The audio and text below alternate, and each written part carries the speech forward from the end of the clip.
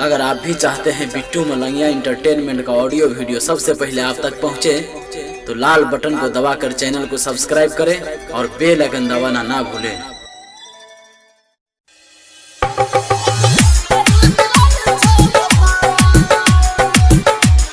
अभी आप सुन रहे हैं अंकित राजा को। डीजे मनीष रक्सौल अपने सब सुन रहल छी बिट्टू मलंगिया एंटरटेनमेंट के star digital recording studio Dalsinghsarai.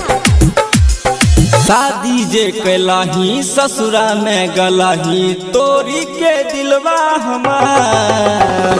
शादी जे कैलाही ससुरा में गलाही तोरी के दिलवा हमार। के ना चुम्मा दबही गे छौरी करिए मिलल छौ भत्तार।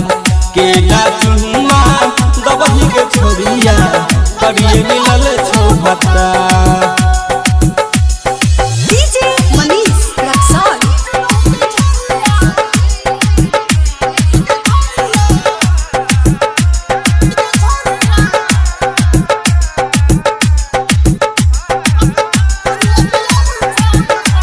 अखन अहाँ सब सुन रहल छी मलंगिया रिकॉर्डिंग स्टूडियो के शानदार प्रस्तुति।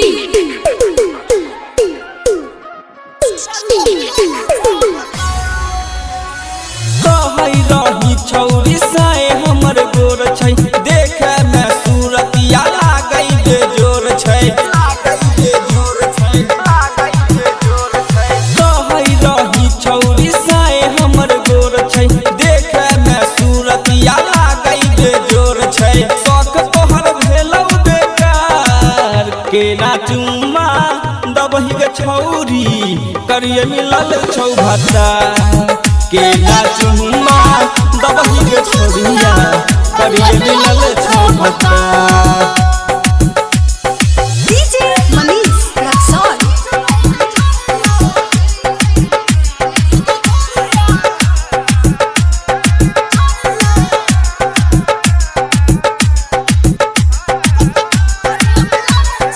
अखन अहाँ सब सुन रहल छी मलंगिया रिकॉर्डिंग स्टूडियो के शानदार प्रस्तुति।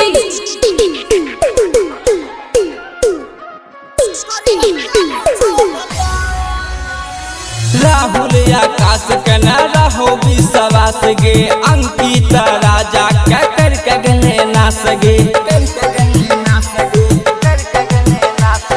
राहुल आकाश के न रहो विश्वास गे, अंकित राजा के कर के गले नास गे। जाय छही छौरी ससुराल के ना चुम्मा दबही गे छौरी करिए मिलल छौ भत्तार।